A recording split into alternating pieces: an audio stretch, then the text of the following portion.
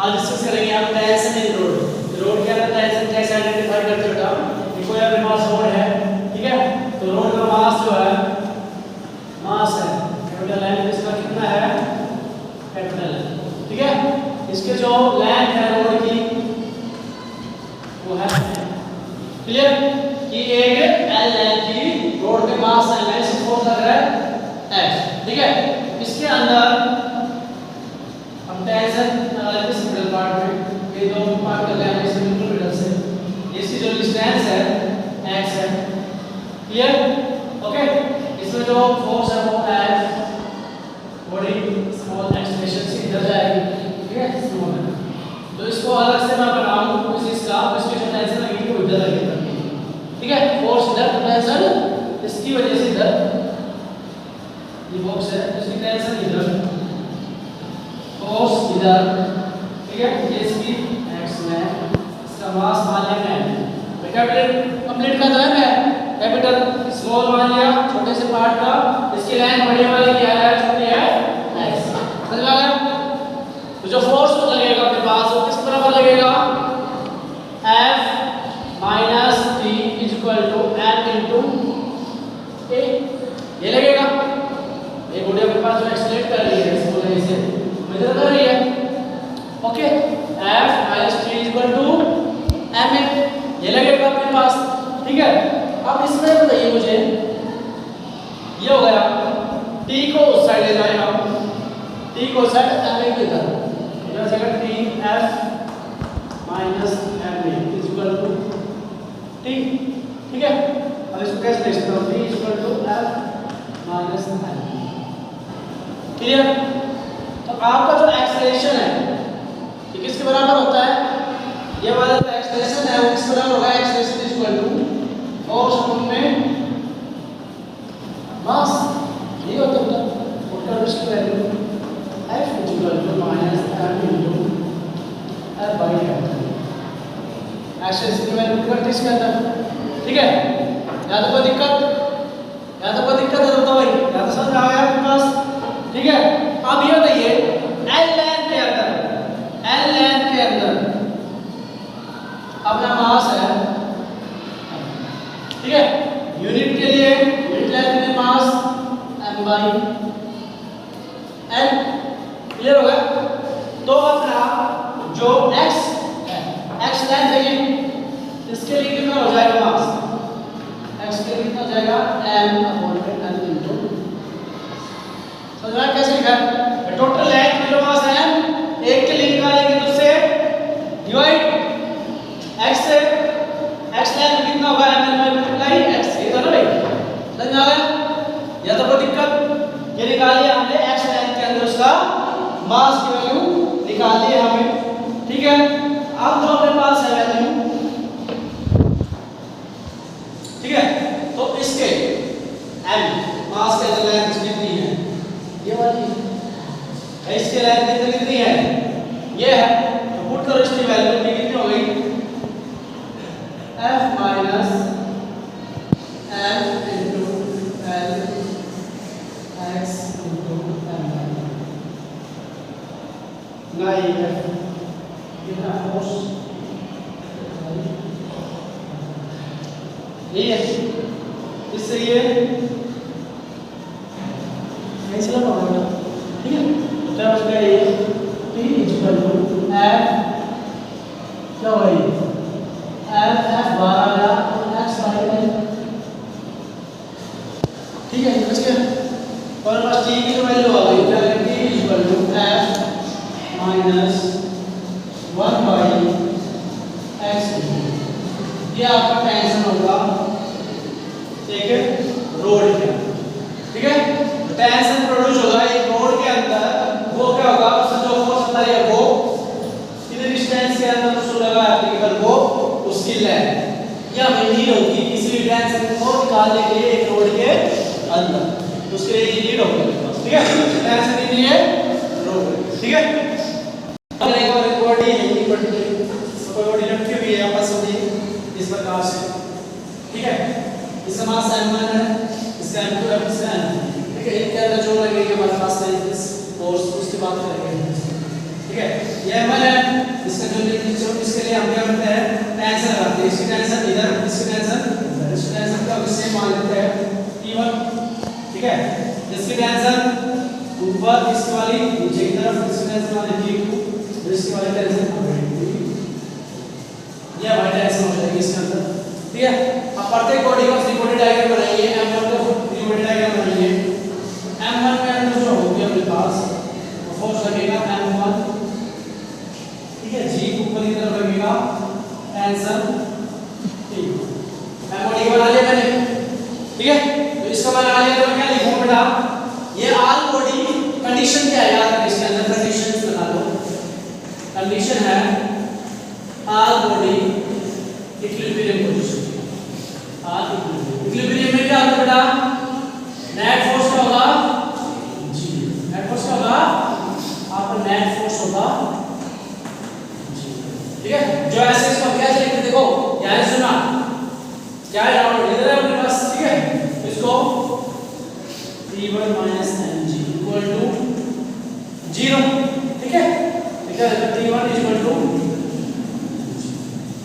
m1g हो गया। पहले ही क्या रिलेशन निकाला, कैसे निकाला है, ठीक है। अब ऐसे ही फ्री बॉडी डायग्राम M2 को बनाएंगे। M2 में क्या है फोर्स M2g, ये तो लग रहा है साथ में, देखिए M2 में क्या लग रहा है नीचे की तरफ T1 क्या लग रहा है T1 बेटा जी, ऊपर की तरफ T2, क्लियर।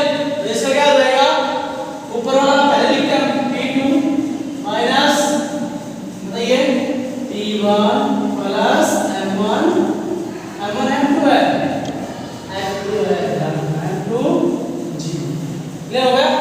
T1 की वैल्यू निकाल दी बेटा जी मैंने यहां से, क्या दी M1, T2 equal to T1 plus M2g,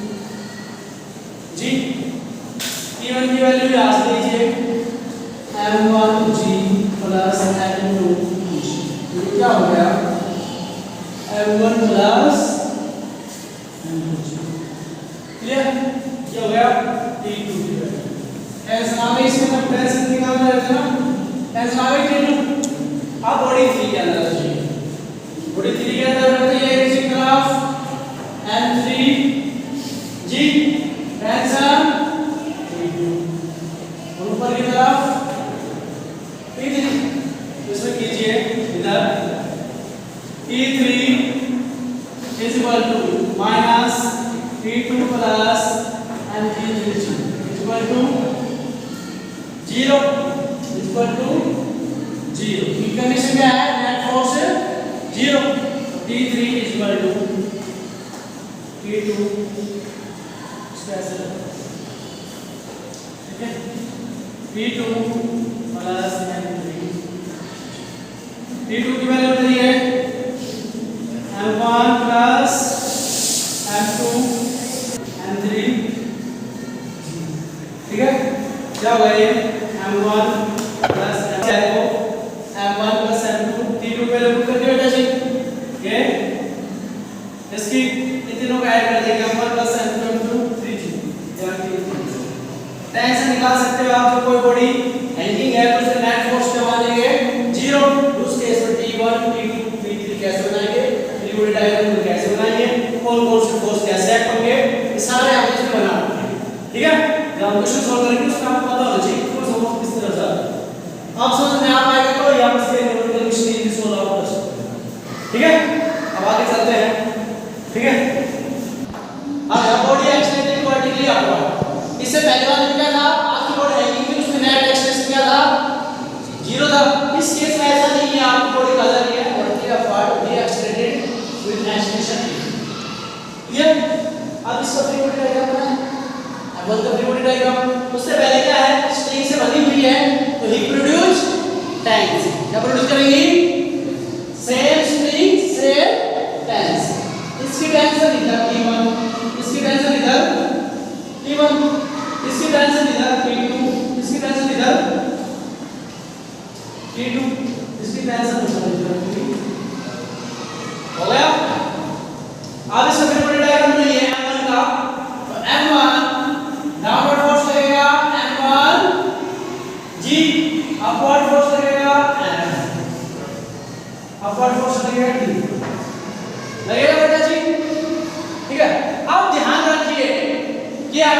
T1 minus M G रखना है या एम जी माइनस T1 रखना है, ये डाउटफुल क्वेश्चन होता है सोल्व करते हैं। तो हमेशा वो आगे पहले लिखेंगे जो एक्सलेशन की तरफ है। एक्सलेशन की तरफ कौन है? T1। तो पहले क्या आएगा? समझ आया ना? T1 minus M1G is equal to M1, समझ आया कुछ? उसमें ये जीरो था, इसमें जीरो नहीं। अब क्यों लिया? ये पता हो गया।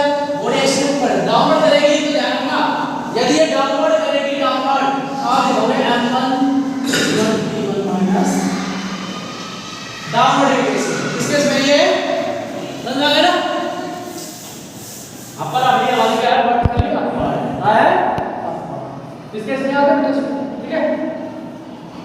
अब ये D1 की वैल्यू आपकी M1 साइड के साइड प्लस हो जाएगा M1।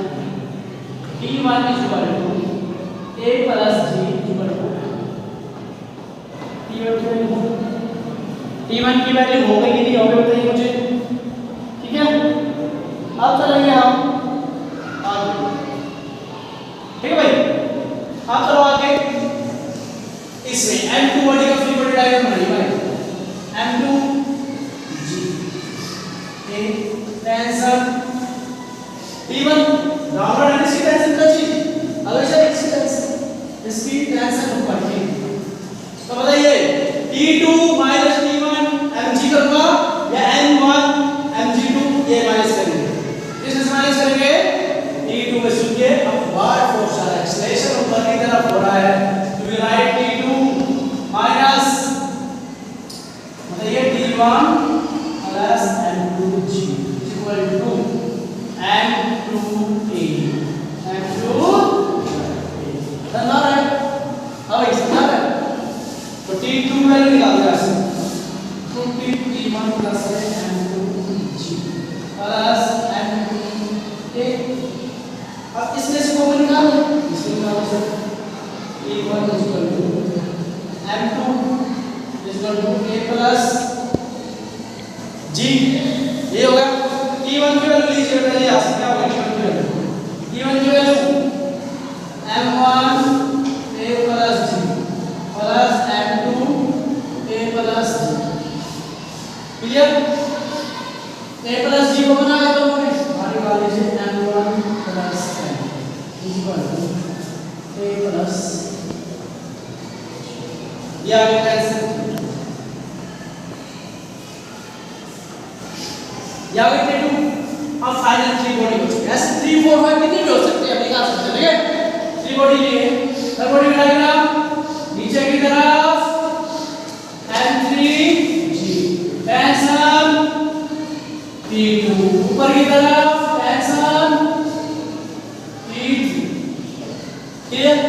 यही था, यही है ना? अब देखिए इसमें क्या है बताइए, इसे बताइए क्या है आपके पास? कितने में बच जाएगा?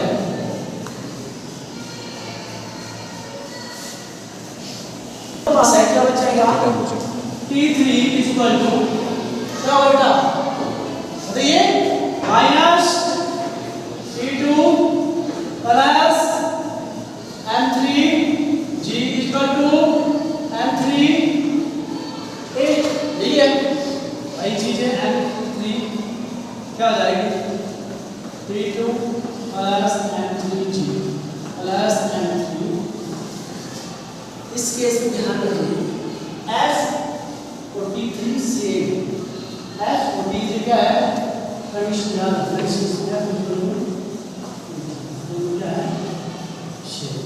ठीक है? ये क्या आ गया? T3 कॉमन आ जाएगा इसमें से, क्या कॉमन आ जाएगा? M3 तो क्या गया? A plus 3 equal to,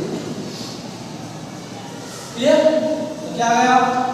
T2 की वैल्यू लीजिए वहां से M1 plus M2 A plus G plus ये क्या जाएगा? M3 A plus G, A plus G दोनों कॉमन है, मास वाले एक साथ आ जाएंगे। M1 M2 plus M3 equal to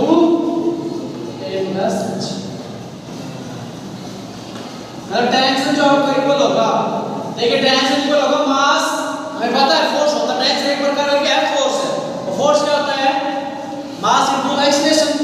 तो थर्ड टेंशन में क्या होगा तीनों मास टोटल मल्टीप्लाई में दोनों एक्सीलरेशन रूट ग्रेविटी और वेलोसिटी, ठीक है, ये हो जाएगा अपना इस केस आया समझ में। तो ये आपकी वैल्यू आ गई टेंशन की तीनों